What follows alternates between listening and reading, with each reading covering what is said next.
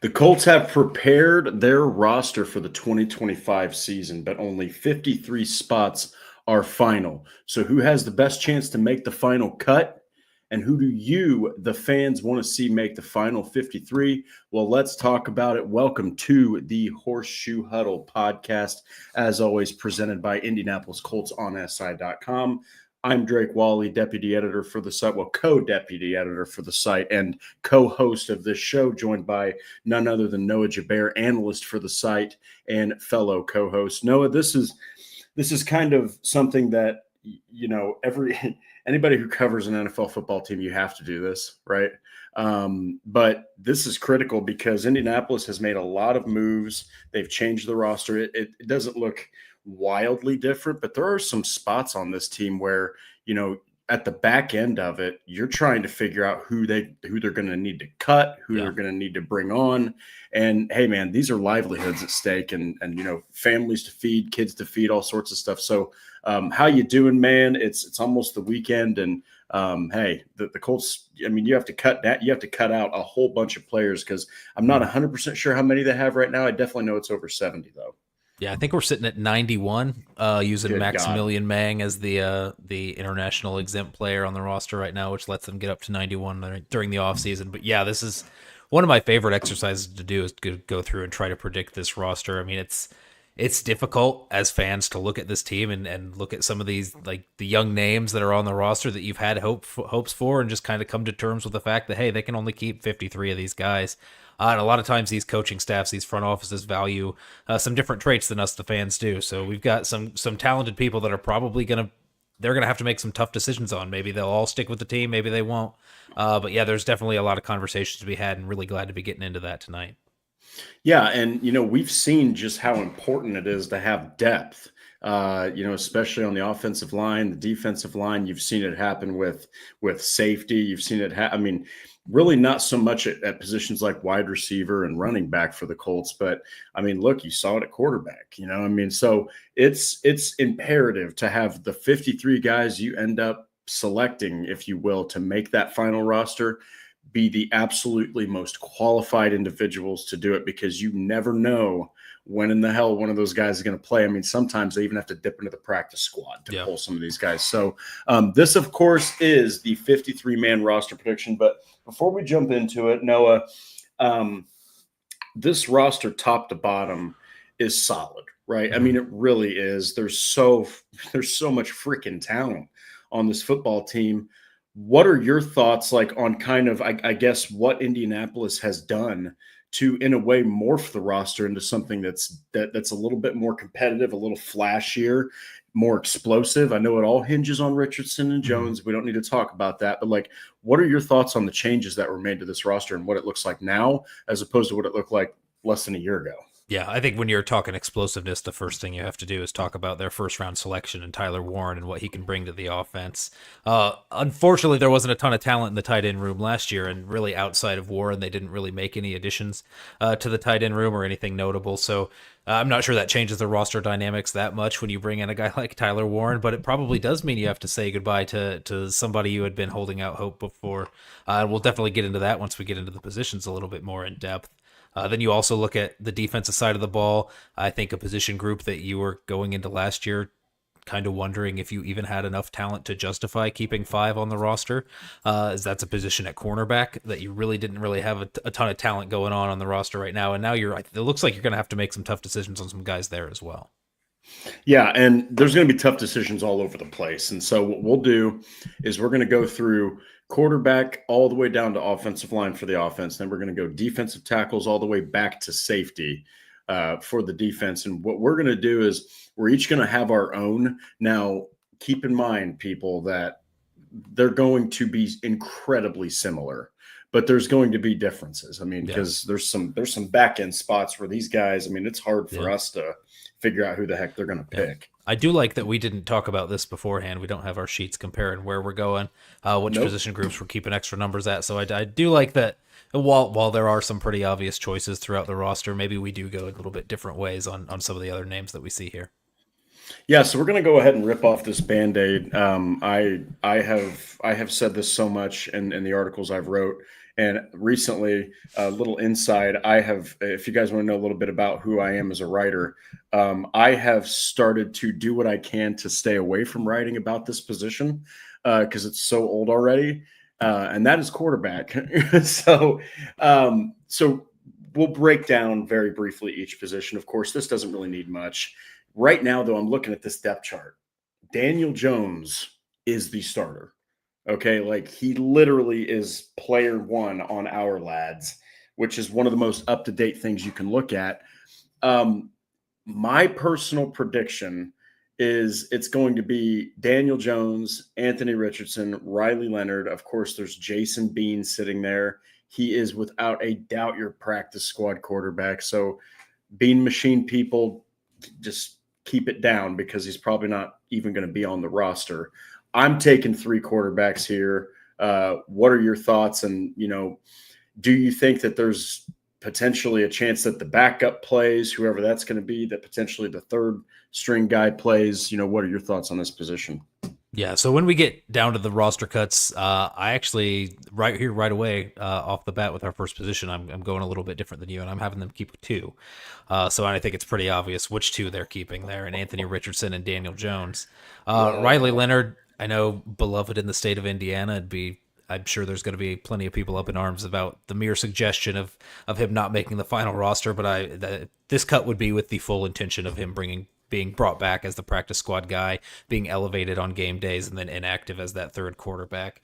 So I think he's very much in their plans for this season in that role, but I don't think that necessarily warrants a roster spot here this early in the season before any injuries happen. But I mean, assuming all these roster predictions are going to be made with the assumption that these position groups and all these players are healthy at this point, and they will be healthy.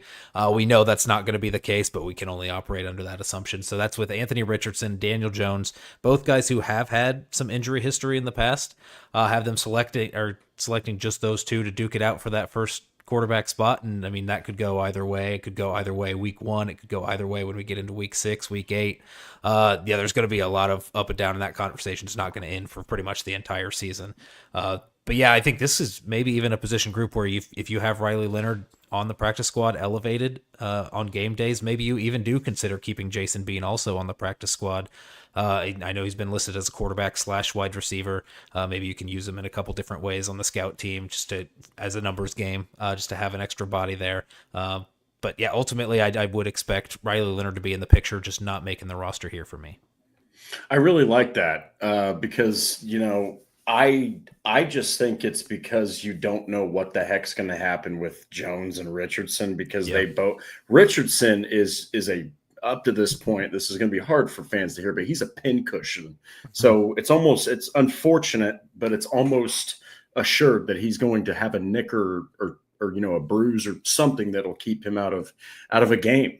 We'll have to see if he can play all 17, but Daniel Jones recently had injuries. So, I mean, there might be that chance you need to dip into your QB3, but if you can just have him use that third spot, that third quarterback spot, like you said, Noah, that opens up another roster spot for somewhere else on the roster where you might need extra players, right? So I do like that you went that way. Do you think though that Jason Bean and Riley Leonard, I'll just ask this real quick. Which one of these 2 do you think is going to potentially supplant the other as if they go with it, a QB3? Because Jason Bean is pretty freaking athletic. Yeah, I would expect Riley Leonard to be that guy. Jason Bean's kind of been an experiment throughout preseason. They didn't even know what position to label him as, like I mentioned, going into training camp last season. So I think, it's something nice to have on the roster and see if some sort of massive development takes place. I mean, he's fun to watch in preseason because he's mobile, and mobile quarterbacks, when they're scrambling behind those third string offensive line, they're able to make something happen that traditional pocket passers or people who rely on their arm a little bit more maybe don't. So fun to keep somebody like that in during the preseason maybe someone who can extend some plays and give you an evaluation point on your receivers, your skill players. But I think Riley Leonard's that guy too. Maybe he's not quite as athletic as Jason Bean in terms of the top end speed and his elusiveness, but I think he's just as willing as a runner and is going to be able to extend plays and scramble. I think just in terms of their role, I think it's going to be pretty similar when you're coming into practice squad conversations in training camp and preseason. Yeah. So I've got 3. Noah's got 2. But I do want to highlight this comment. So Andy Racer says, I believe Anthony Richardson can be a utility player so huge he revolutionizes the game with other teams and players following suit. So a couple things. I like the honesty, but if he's going to become Taysom Hill, that's rough for Anthony Richardson. So you're hoping. Overall?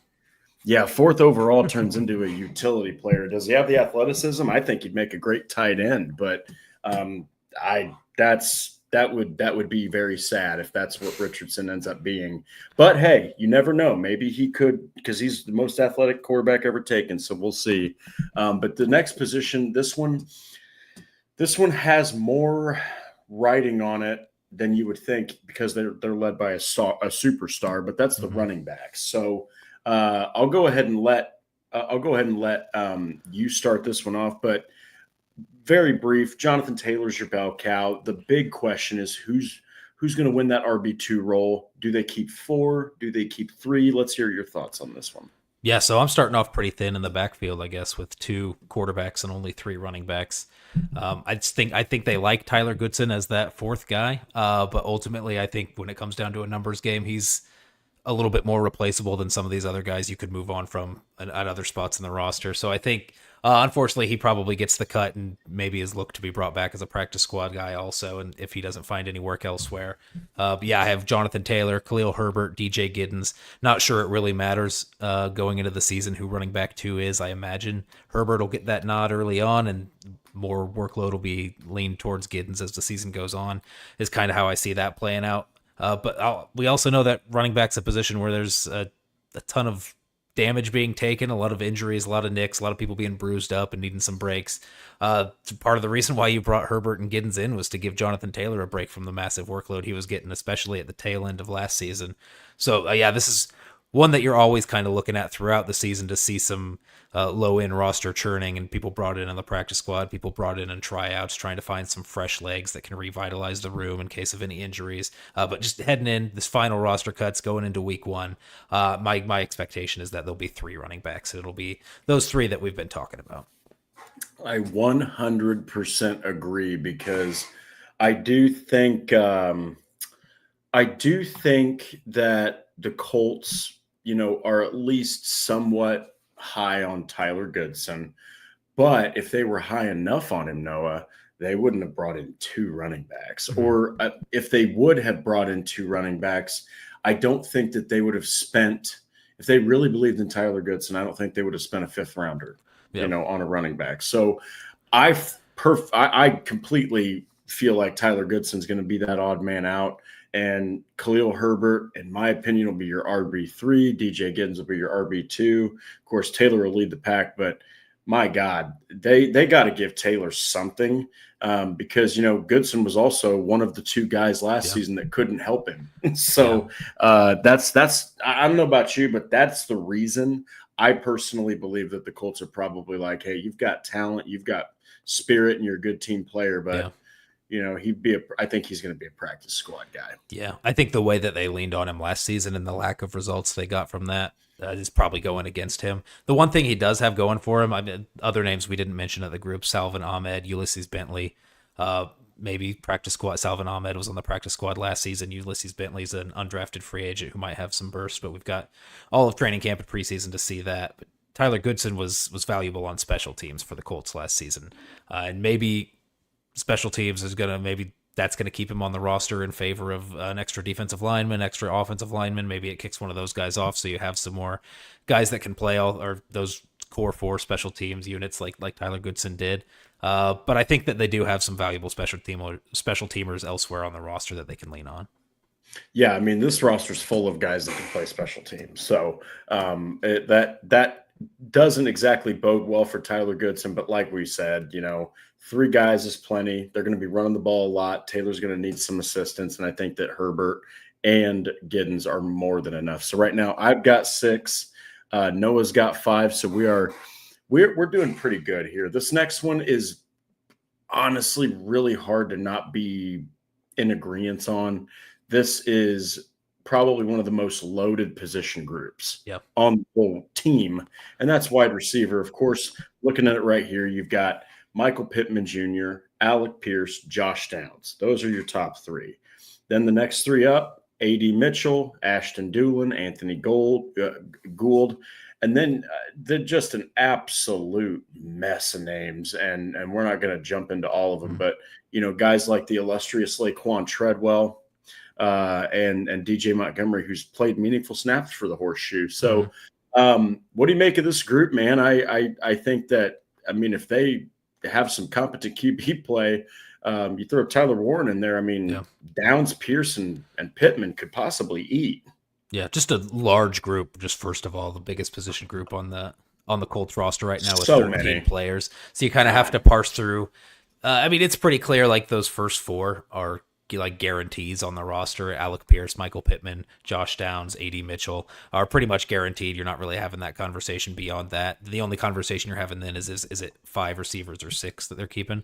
And I think Ashton Dulin's definitely that 5th receiver. And if you're talking about keeping a 6th receiver, which in this case I am, it would be number 6, Anthony Gould. I think he provides you a lot of value in the kick return, the punt return game. And I think there's still more that he can take advantage of on the offensive side. I think Shane Steichen can scheme up some gadget plays for him, use him as a deep threat if you don't have Alec Pierce in the game. I think he has that versatility to be able to do those kinds of things. So I do think it's valuable here. We went with only 2 running backs, or 2 quarterbacks and 3 running backs, so we could fit this extra 6th wide receiver on the roster, and that guy's Anthony Gould. Yeah, even though I took 3 quarterbacks, I agree with you. I think that, A.D. Mitchell, he's clearly your 4th guy. We don't even need to hash out the other 3. But Ashton Dulin, he can come in there. And, I mean, you saw it last year. I mean, he caught, I think, 1 pass. It was a touchdown. And it was like a 53, 55-yard touchdown. So he's incredibly quick. But it's that special teams prowess, man. Ashton Dulin, ladies and gentlemen, is one of the best special teams players in the entire NFL. He makes tackles constantly. And then Anthony Gould, he has potential to be a great kick returner, punt returner. I think that, you cannot possibly have Josh Downs out there doing that. I don't want to see Josh Downs out there returning kicks. I want to see a specialist doing it, not a guy who's going to potentially lead the team in receptions. So go ahead and give me Pittman, Pierce, Downs, Mitchell, Dulin, and Gould. Out of these guys, I mean, it's pretty much out of the 4 prominent ones. Which one, Noah, do you think is going to have the biggest impact as a pass catcher in Shane Steichen's 3rd year? Yeah, I think that's going to be Josh Downs, and I think I'm really hoping that one of these quarterbacks, whichever one ends up taking the most starting snaps, is able to find him a little bit more consistently than that combination of Joe Flacco and Anthony Richardson were last year. Just getting him more involved in the short and intermediate game, because that's where he excels, and in these tight windows where he's able to create separation in a phone booth, I think he's going to be a go-to guy, and I think he has a bigger year ahead of him than he's had his past 2 years in the NFL, and I think if he gets any more productive or any more impressive in terms of the production that he's going to have this season, I think you're looking at he's going to be lined up in the slot most often, but I think a guy that you can consider wide receiver 1. Yes. So this one was really easy, but we're going to highlight the legendary Rich freaking Wheeler's comment right here. Thank you so much, Rich. Always great to have you on here, man. Evening, gents. Got to be the big 6 here. But Rich has an outside opinion here. He is looking forward to Laquan Treadwell being a monster in the preseason again. So rest assured, that is probably the one time of the year where Laquan Treadwell is going to make an impact for the Colts. But that's a good thing. If he's starting, you have a problem. So there's a lot of names there that, like we mentioned, 13 receivers that are there. Laquan Treadwell, DJ Montgomery are like those veteran guys. I would assume DJ Montgomery has the leg up. They kind of play a similar role, similar position. Definitely. DJ Montgomery would have the leg up over Laquan Treadwell just for the production that he's had in the past with this team. And then it's a whole bunch of young guys, and I imagine some of these young guys are definitely in the conversation when it comes to practice squad guys. Landon Parker, Blaine Taylor, Coleman Owen, Tyler Kaman, Aju from the CFL. So there's going to be a lot of competition amongst these young guys for those practice squad spots, but probably not for the active roster.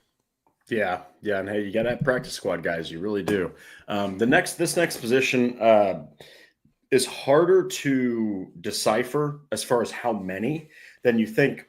Yeah. There's a clear front runner that's basically equivalent to a NASCAR, racing someone on a bicycle. Okay, but this right here is the tight ends.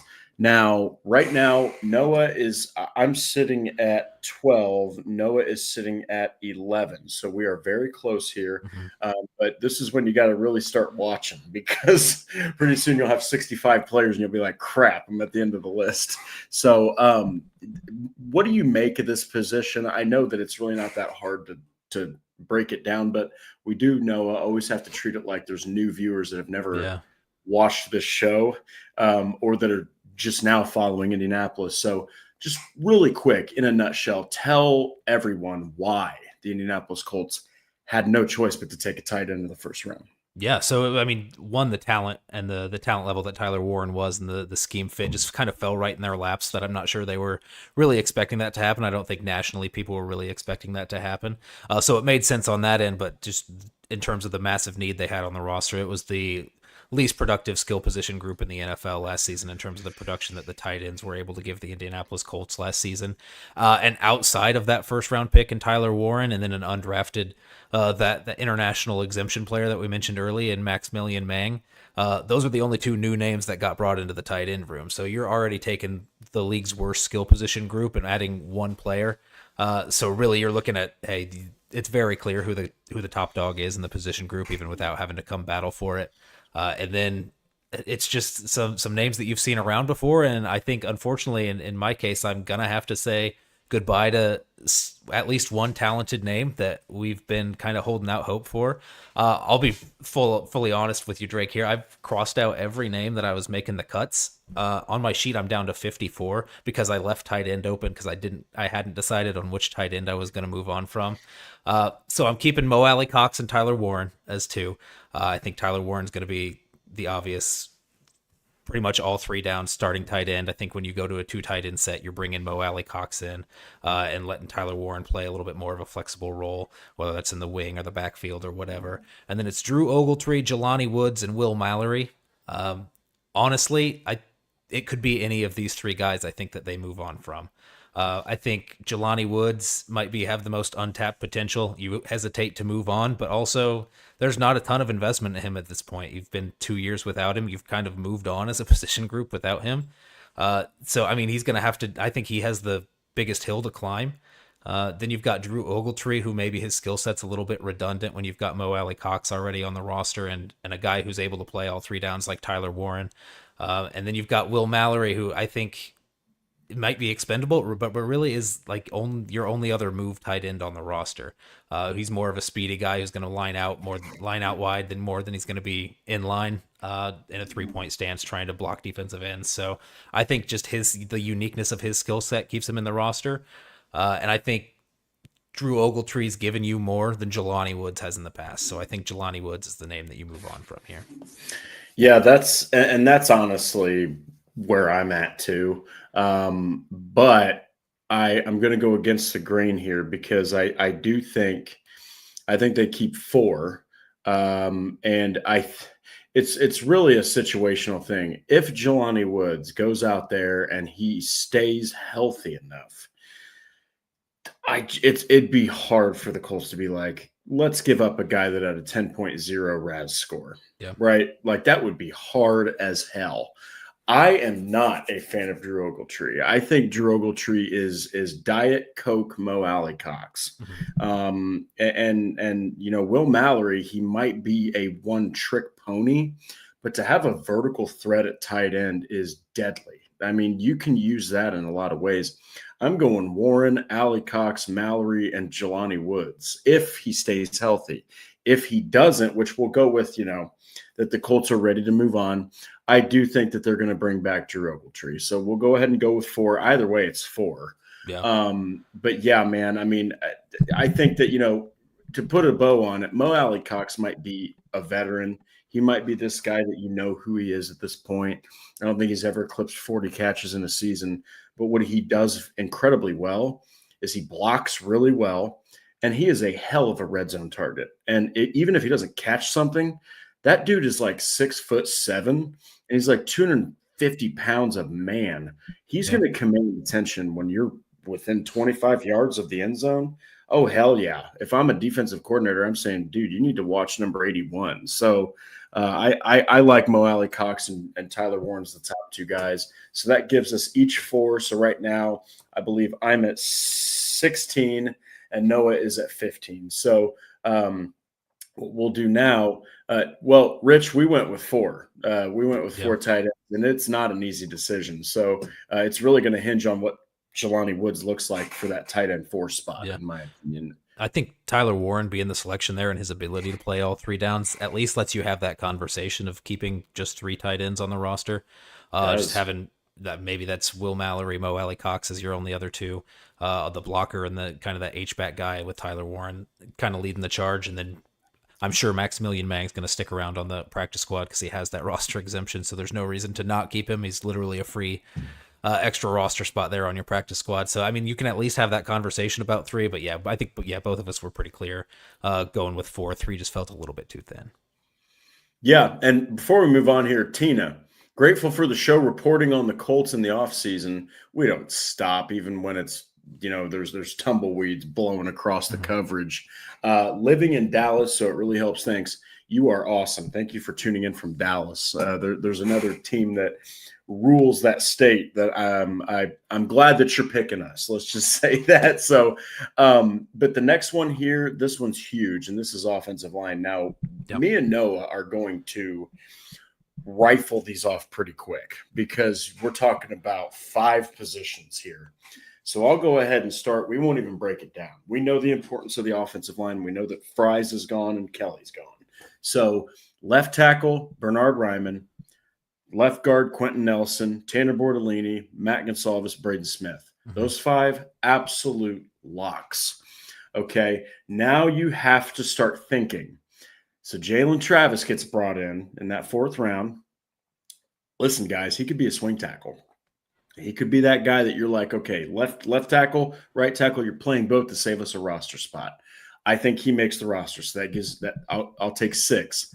I think that Danny Pinter is your backup center, so that gives me 7. I do think Dalton Tucker, even though he wasn't incredible, I think that he's played better than an undrafted free agent. I do. We're talking like maybe 7th rounder, but still that's better than undrafted. So that gives me 8. I will actually take – it's tough to say, but I'll take Blake Freeland just because you need tackle depth. You can't lean on a rookie to be your swing tackle necessarily. I mean, they sure as hell did that with Matt Gonsalves, though, didn't they? So that gives me 9. And then I will actually I'll go ahead and take Wesley French. I think that you got a guy that can play guard. He can play center. Colts brought him back. So Chris Ballard is obsessed with the trenches on both sides. Give me 10 offensive linemen because you never know in that position and in that area of the field who the hell is going to get hurt. Yeah, and we were pretty much exactly on the same page, and then you added Wesley French, which I could totally see happening. You mentioned Chris Ballard loves to keep the numbers on the trenches. 10 is a perfectly reasonable number to have here on the offensive line. But I ended up keeping 9 instead of 10 because I wanted to keep some people elsewhere in a different position group on the other side of the ball. So yeah, I went with those first 9 that you mentioned. Starting 5 is going to be pretty obvious. Danny Pinter is probably your 6th offensive lineman. It's going to play backup, primary, probably to both of the guard spots and center spot. Dalton Tucker on the interior also, and then Blake Freeland and Jalen Travis. I think it's valuable to have some tackle depth there. I think that's also maybe a position that you're looking at when it comes to roster cut down times for other teams. You're looking at the waiver wire and some other people that have been let go. Maybe somebody is a little bit of an upgrade over someone like Dalton Tucker or Blake Freeland on the roster, and those are some guys you can swap out. So yeah, that's something to keep an eye on. I expect some churn there at the bottom of the offensive line just because I don't love the depth that far down, but I think when you get like 1 through 7, I feel pretty good about. Yeah, so that actually gives me, let's see, 14, 20, 23, 26. I'm already halfway through it, but we're also switching sides of the ball, so that's good. Noah has 13, 19, 22, 24. So Noah's got 24. I've got 26, but Noah has been smart because now you get to really pack that defensive side of the football, and Louis Anarumo needs everything that he can get because I know that he's a genius, but there's going to be some growing pains with that defense. So don't expect him to go out there and look like the 2012 Seattle Seahawks or 2013, whichever year that was. But next up is we still are staying in the trenches just on the opposite side of the football. Defensive tackles. This is unanimous that Grover Stewart and DeForest Buckner are your top two. Then it starts to get a little bit dicey. You're talking about Neville Gallimore. You're talking about Adetomo Adebawore. You're talking about Eric Johnson II, who has played for the Colts in the past. They bring him back. And you're talking about Tim Smith. So you're really talking about 6 defensive tackles. I personally think that they're going to keep 4. I think that they'll have 4 prominent guys. And I think that it's Stewart, Buckner, Tim Smith, because he's also your backup run stopper, and Neville Gallimore is your backup pass rushing interior defender. So I wanted to go with 5, but the thing is, I think Buckner and Stewart are going to play a crap ton of snaps, and I think you really only need 2 backups here. I do expect Adebawore to be on the roster in some form because he's so unbelievably fast. This guy ran like a 4.49 40-yard dash. So, and then Eric Johnson II has shown what he can do with the Colts. What are your thoughts on the interior here? How many guys do you have? Because I felt like 4 might be light, but then I thought how much Buckner and Stewart are going to play. Yeah, and I'm coming from the same argument you had on the offensive line where you mentioned that Chris Ballard loves the trenches, so you kept 10 on the offensive line. I'm keeping extra on the defensive line, so I went with 5 here, and I ended up okay. So DeForest Buckner, Grover Stewart are a given. Neville Gallimore was brought in. I think he's going to be playing a pretty reliable role on the defense with a ton of snaps. Adetomo Adebawore, I did have making the roster. I think he's a guy you could see him having a valuable role on the defense, or you could see him just completely on the outs, like you mentioned, and being a possible cut candidate because maybe he's just not a fit with Louis Anarumo's new defensive scheme. He hasn't really come along as much as the Colts had hoped in terms of his projection they had for him when they selected him as a defensive tackle, despite all the athletic ability that he has. But I have him making the roster in this prediction. And then it really came down to Tim Smith and Eric Johnson. And I think that Eric Johnson's going to win out that job outright in terms of the backup nose tackle. So I have them keeping Eric Johnson over their 6th-round rookie that they selected. Tim Smith, obviously, just selected in the 6th round, is going to be an obvious candidate for the practice squad if he ends up not being claimed in that situation.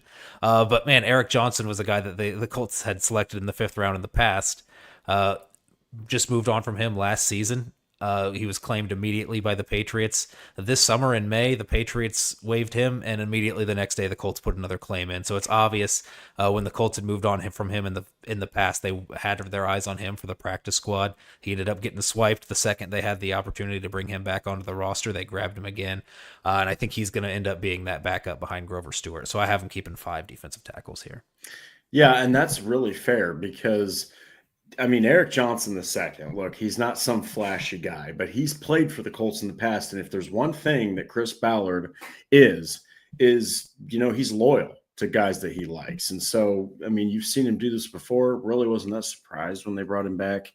Before we move on here, Patriots 12, man, you are a goon, and I love it. I mean, hey, I'll just say this. I think that you've watched the last 3 or 4 consecutive episodes of this show. You've thrown down 45-7 deflated footballs. And, hey, if you want to keep on preaching that, that's great. But appreciate your viewership. Thank you so much for joining the show every single time. But, yeah, we're going to go ahead and jump over here to the defensive ends. Now, this one's interesting because – Samson Ebukam was hurt last year with an Achilles injury. You brought in Leatu Latu.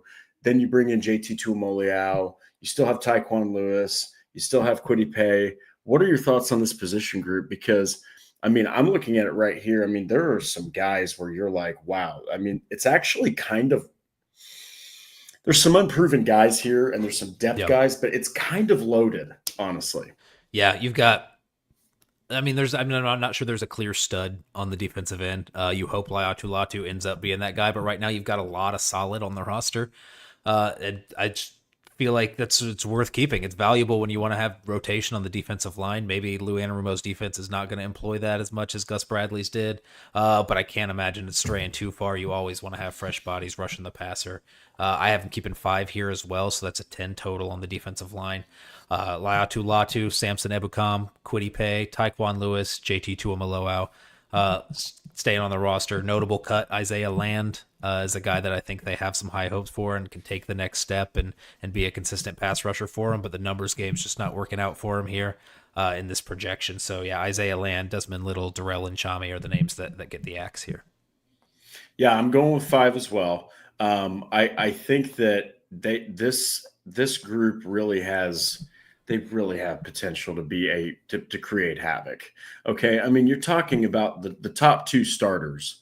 You're hoping are going to be Latu and Paye, but look, ladies and gentlemen, do not, and I repeat this, do not count out Samson Ebukam. If he comes back and he's healthy and he looks like he did in 2023, you can't deny him snaps. You just can't. He's so good and he's so well rounded. So, and then of course you've got Taekwon Lewis, who's your quarterback pressure guy. He's going to be there, bringing the heat off the edge. And then you have JT Tuimoloau, who is honestly, some people have even said that he might be Kwity Paye's replacement down the road. And it's like, hey, we'll see. But I think that, when you're rotating in 5 different, or when you're rotating in 3 different guys, all of them, each one of them has their own like flavor, I guess, to this defense. That's pretty awesome. And real quick, everyone talks about the secondary with Lou Anarumo's defense. He really had a lack of talent those last few years in Cincinnati. But I always point to Trey Hendrickson because, yes, Trey Hendrickson is a dominant player on his own, but this guy's 4 straight Pro Bowls all happened under Lou Anarumo. Yeah. So I don't know about you, Noah. Everyone's talking about safety and corner with him. I'm really excited to see what he's going to do with this group because without being prompted or encouraged, he randomly has brought up Latu's name in conversation. Yeah. And this is a group that, you take a look at the defensive backs, there was a ton of change and turnover in that room. When you get to the defensive line, there really wasn't a ton of additions or subtractions. Brought back a familiar name in Eric Johnson. Neville Gallimore will replace the role of Taven Bryan and Raekwon Davis, what they did for you last year. Then Tuimoloau is the only other name that's been added here. You're dealing with the same defensive ends, Paye, Latu, Ebukam, Lewis, Isaiah Land's currently on the roster right now. Just not a ton of change there. I mean, maybe that's a reflection of them hanging on to Charlie Partridge as the defensive line coach. So they've got some people to vouch for them on the defensive side of the ball and that coaching staff. But yeah, I think Lou Anarumo is probably pretty happy with the talent that he's got here, and I'm excited to see how he uses that and how it differs from the way that Gus Bradley has been using them in the past.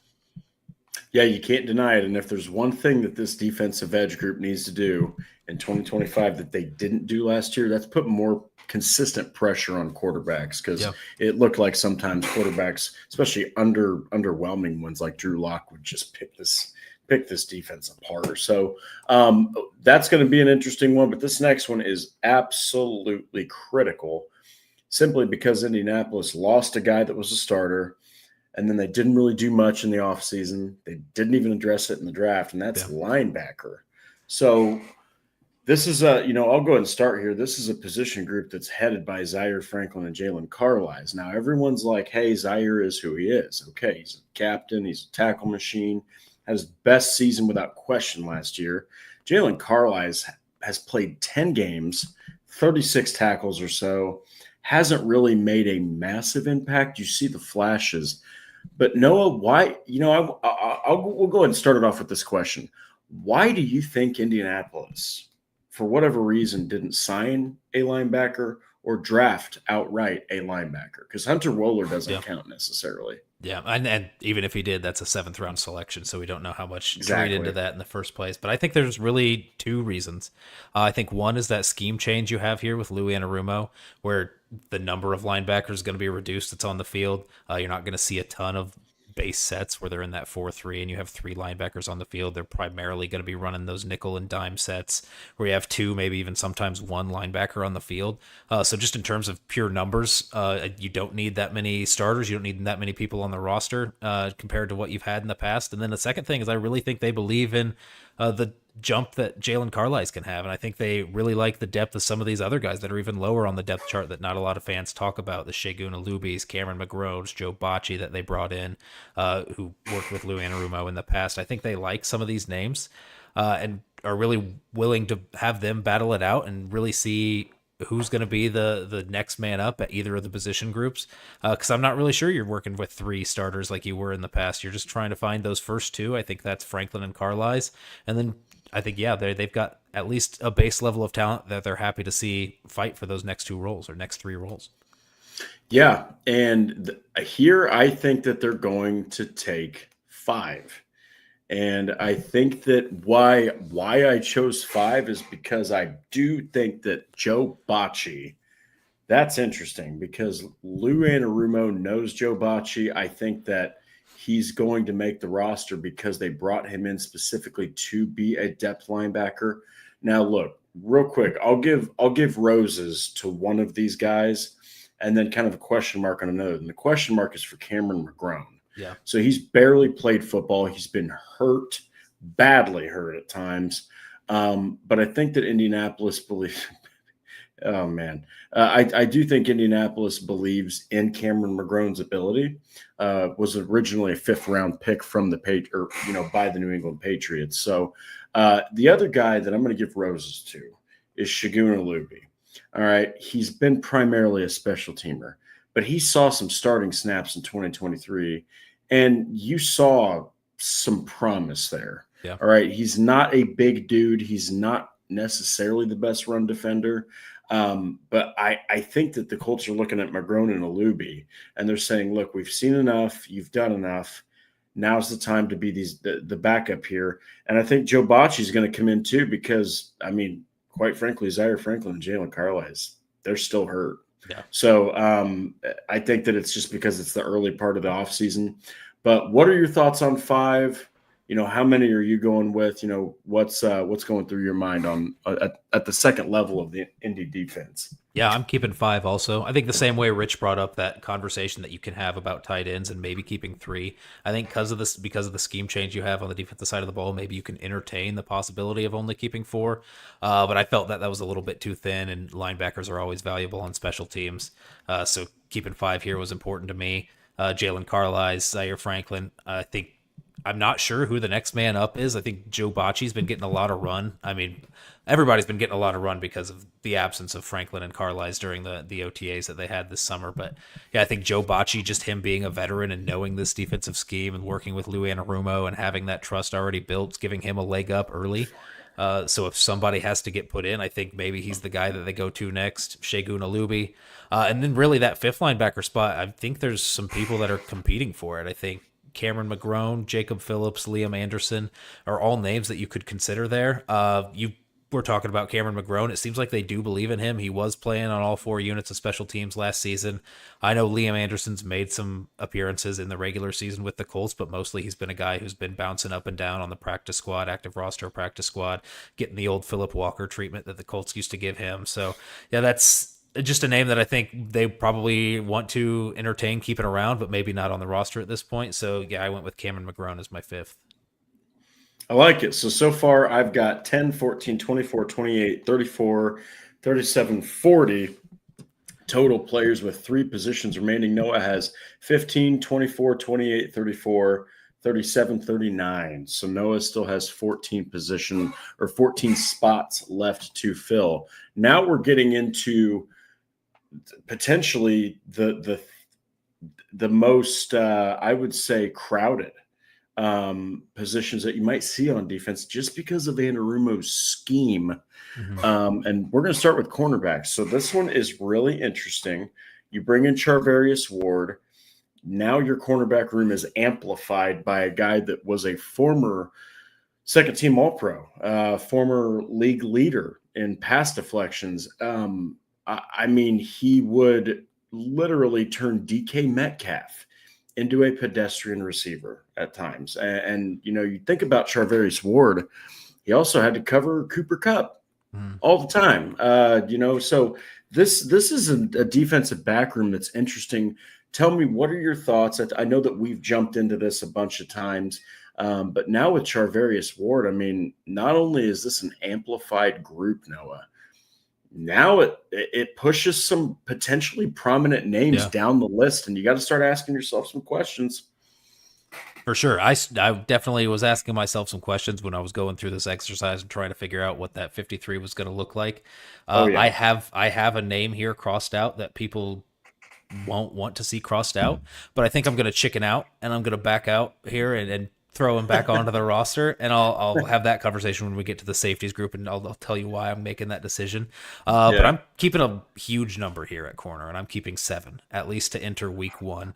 I think that'll shake itself out at some point, and you're going to have to make some decisions and maybe shuffle some things around. But going into week 1, I'm having them keep 7 guys. That's Charvarius Ward, Jalen Jones, Kenny Moore, I think are your top 3. Justin Wally, I think, is the backup at inside and the outside spots. He's going to be my 4th. Sam Womack, Corey Ballantyne, Juju Brents. I ended up keeping all 3 of them. I was kind of debating. I thought Sam Womack played well enough for the Colts last season that he justified keeping a roster spot heading into week 1. I think he's a guy that you can plug in on the outside. I think maybe in a pinch you could plug him in on the inside also, and he's a valuable special teamer. Corey Ballantyne just brought in this offseason. Only a $1.4-ish million 1-year deal, but they guaranteed $500,000 on that. So it makes me think that they're not going to just part ways with him just for the sake of parting ways with him. So Juju Brents was going to be the guy that I left off of this list with them keeping 6. But I ended up just thinking it's maybe a little bit too premature if he's healthy throughout training camp and preseason. Why not give it one more go with Juju Brents? I know I didn't give the same grace to Jelani Woods when we were doing this projection, but I think you had a little bit more wiggle room because of the cuts I made earlier on in the roster where you can keep a 7th here. And I think Lou Anarumo's defense is going to be really heavy on the defensive backs. So I think that keeping a large number here on the defensive backfield isn't going to be too outlandish. So I have them holding on to Juju Brents here, moving on from guys like David Long, who has some starting experience in the NFL in the past, Alex Johnson and Jonathan Edwards getting the axe here. Yeah. So, I mean, I also have 7, and it's guys like Charvarius Ward, Jalen Jones, Kenny Moore, incredible locks. Juju Brents, I do think the Colts are still hopeful that, their 2nd round pick can do something, right? Like, and if he stays healthy, you've got yourself a talented guy. But I love what Noah has said, guys, about Juju Brents. Lou Anarumo's scheme is about speed. It's about keeping up with guys. It's about press coverage, which Brents can do. But Brents is a lanky, slower zone cornerback. Okay, so Lou Anarumo has absolutely 0 ties to number 29. So we'll see.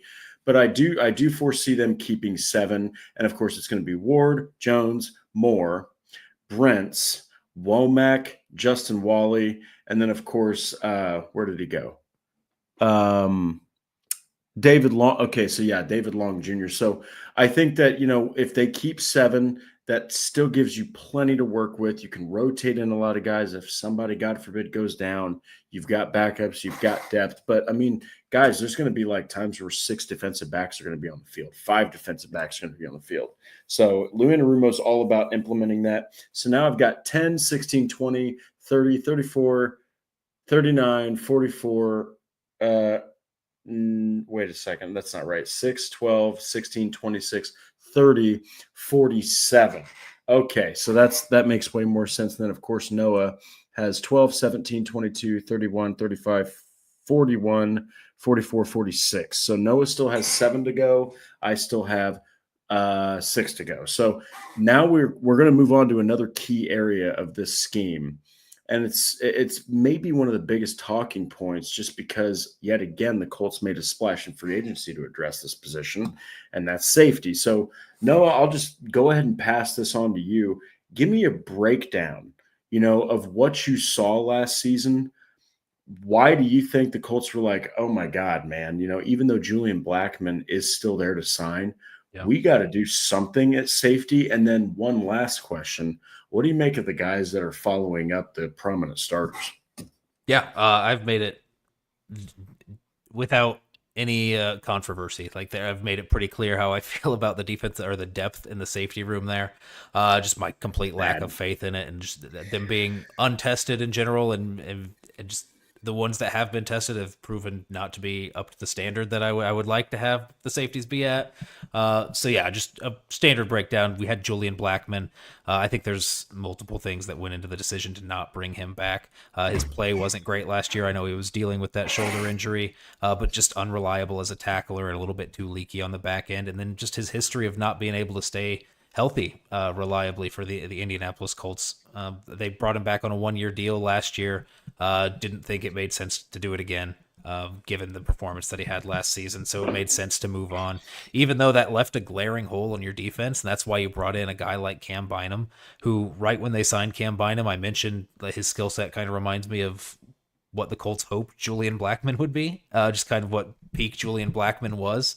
So I think he fills in there nicely. And then Nick Cross really breaking out and becoming the unquestioned starter at the strong safety spot, I think really gave the Colts in a position where they had nothing to hang their hat on. He gave them at least something where you have at least one of those spots locked down with a young player that you feel good about and might still be ascending.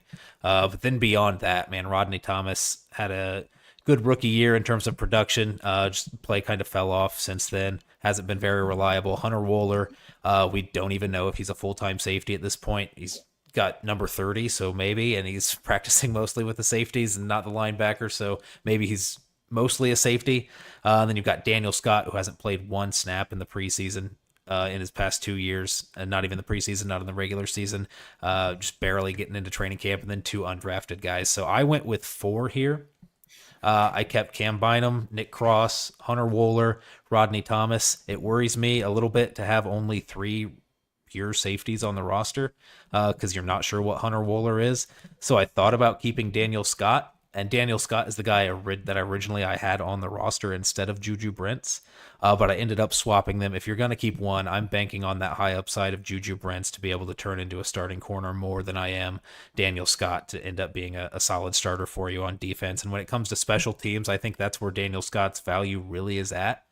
And I think you have a lot of that already in the defensive backfield when you've got a guy like Hunter Wohler who can be a special teamer. You're keeping Sam Womack in my prediction. You're keeping Corey Ballantyne in my prediction. Guys who have been proven special teamers for you in the past. I think that need for Daniel Scott just goes down a little bit. So I just have him keeping 4 here. That's 11 defensive backs total, which I think is big, but I think it makes sense for the way that the scheme is shaping up. Yeah, and I like that you broke that down that way because look, man, Daniel Scott played an absolute crap ton of special team snaps at the University of California. So, I mean, this was a guy that was a special teamer through and through. He's athletic as hell. He can be a great safety.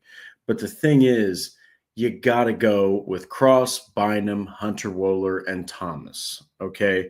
And here's why. I know that some people might be like, well, Rodney Thomas this, Rodney Thomas that. Rodney Thomas has been available. Okay. He's at least been able to be actually available to go into games. His rookie year, this is why box score watching or whatever you want to call it, stat watching is so overrated at times. Because if you look at Rodney Thomas's rookie year, you're like, oh my God, this dude was incredible. No, he wasn't. He had a lot of things fall his way that season, especially similar to Yannick Ngakwe's 9.5 sacks. You look at the context, you're like, ooh, maybe not that great, but he's been available. And then Hunter Wohler, he's a 7th rounder, sure. But if you decide that you need a rotational safety in there and you need somebody that is potentially going to stop a ground attack or he's going to play closer to the line of scrimmage, Hunter Wohler's also a linebacker hybrid. So, you can do more with Hunter Wohler. I'm going with Cross. I'm going with Bynum. I'm going with Wohler, and I'm going with Thomas. Unfortunately, as much as I loved him when they drafted him, Daniel Scott has the Jelani Woods track record where you're out for 2 seasons in a row, and you can't even get to the preseason. So I'm going 4. I had 7. So you and I both are in agreement here that Indianapolis is going to have 11 defensive backs. So now we're going to get to the area of the depth chart that might be real freaking easy here, and that is special teams. So, of course, just to confirm, you're talking about kicker and punter, right? And long snapper. And long snapper. Okay, so in that case, I knew this would happen to me. I absolutely knew this would happen to me. So I'm going to have to take one of those cornerbacks off. All okay. Right. Let me read off the 7 that I had. You pick which one you're axing out of that group. So we got Charvarius Ward, Jalen Jones, Kenny Moore, Justin Wally, Sam Womack, Juju Brents, Corey Ballantyne. So I think that Ballantyne. I think Ballantyne has more worth. I think Juju Brents is the odd man out there. All right, you heard it here, folks. He's not a special teamer. Yeah.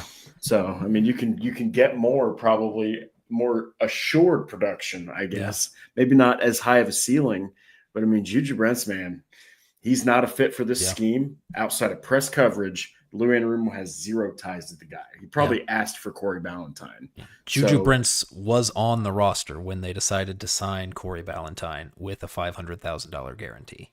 So I think that says something about how they value that position and how they value Corey Ballantyne in that spot. I do think he probably does have the leg up at this point.